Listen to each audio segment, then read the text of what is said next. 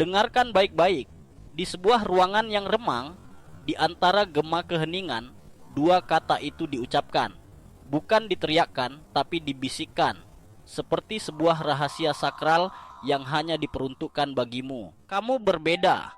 Kalimat itu menggantung di udara. Terasa berat namun juga membuatmu melayang.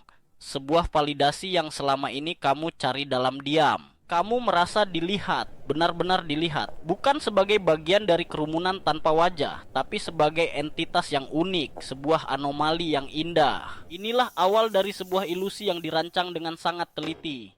Sebuah mahakarya psikologi gelap, karena kalimat itu bukanlah pujian, itu adalah sebuah pengukuran. Saat dia bilang kamu berbeda, dia tidak sedang mengagumimu. Dia sedang mengukur jiwamu. Dia sedang mencari tahu seberapa dalam kebutuhanmu akan pengakuan. Dia ingin tahu seberapa mudah kamu bisa dipisahkan dari kawananmu.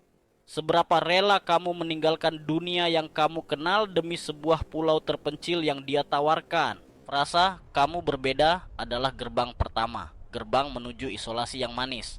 Dia membangun sebuah tumpuan emas hanya untukmu, tinggi di atas semua orang. Dari atas sana, dunia terlihat kecil dan tidak berarti. Suara-suara temanmu menjadi bisikan yang samar. Nasihat keluargamu terdengar seperti dengungan yang mengganggu. Hanya aku yang mengertimu, bisiknya. Dan kamu percaya, karena dari ketinggian ini, hanya wajahnya yang bisa kamu lihat dengan jelas. Ini bukan kebetulan, ini adalah psikologi. Taktik ini disebut idealisasi. Dia tidak jatuh cinta padamu, dia jatuh cinta pada idenya tentang dirimu. Sebuah versi yang bisa dia bentuk. Dengan mengatakan kamu berbeda, dia menciptakan sebuah standar yang unik. Standar yang hanya dia yang bisa mendefinisikan dan menilainya. Kamu bukan lagi dibandingkan dengan orang lain. Kamu sekarang dibandingkan dengan versi ideal dirimu yang ada di kepalanya. Dan ini adalah permainan yang tidak akan pernah bisa kamu menangkan. Mari kita sebut dia Elara. Seorang gadis yang merasa seperti not lagu yang salah di tengah simfoni yang sempurna. Dia mendambakan seseorang yang bisa mendengar melodinya yang janggal. Lalu datanglah Silas, sosok dengan bayangan yang lebih panjang dari tubuhnya dan mata yang seolah menyimpan semua rahasia malam. Dia tidak memuji kecantikannya, dia tidak memuji kecerdasannya. Dia menatap Elara dan berkata, kesedihanmu berbeda, sangat murni. Bagi Elara, kata-kata itu adalah air di gurun pasir. Seseorang akhirnya tidak mencoba memperbaiki melankolisnya, tapi malah menganggapnya sebagai sebuah seni. Silas mulai mengisolasi Elara. Teman-temanmu terlalu berisik, katanya. Mereka tidak bisa menghargai keheninganmu yang indah. Keluargamu ingin kamu menjadi biasa, bisiknya. Mereka takut pada hal-hal yang tidak mereka pahami. Mereka takut padamu. Perlahan, Elara mulai percaya. Dia menarik diri. Dunianya menyusut hingga hanya ada dirinya dan Silas di dalam sebuah katedral keunikan yang mereka bangun bersama. Tapi katedral itu memiliki aturan tak tertulis.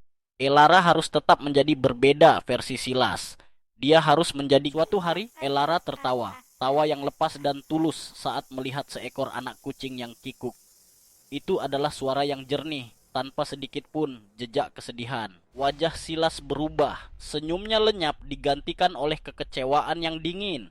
Aku tidak pernah mendengarmu tertawa seperti itu, katanya. Terdengar biasa, biasa. Kata itu menghantam Elara seperti batu. Dia telah mengecewakannya.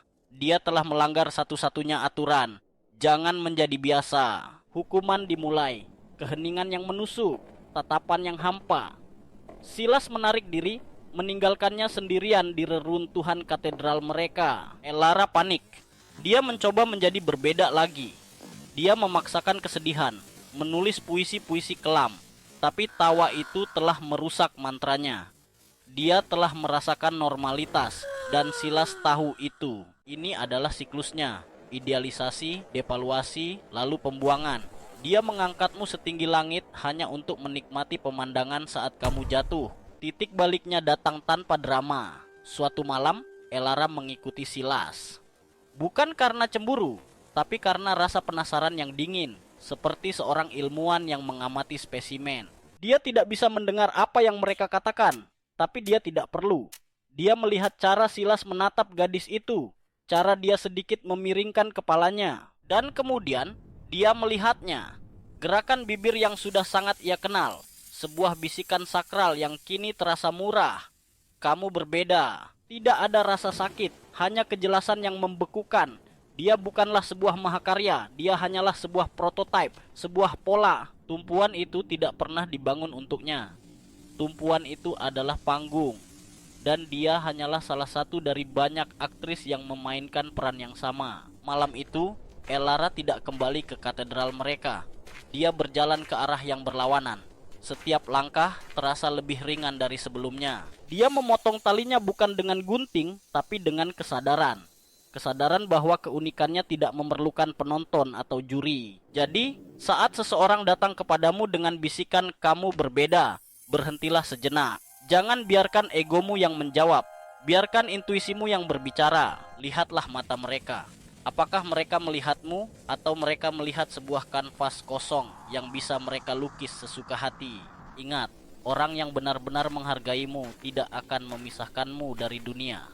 Mereka akan memegang tanganmu dan berjalan bersamamu di dalamnya. Mereka tidak akan memberimu tumpuan emas. Mereka akan memberimu tanah yang kokoh untuk berpijak tepat di sisimu.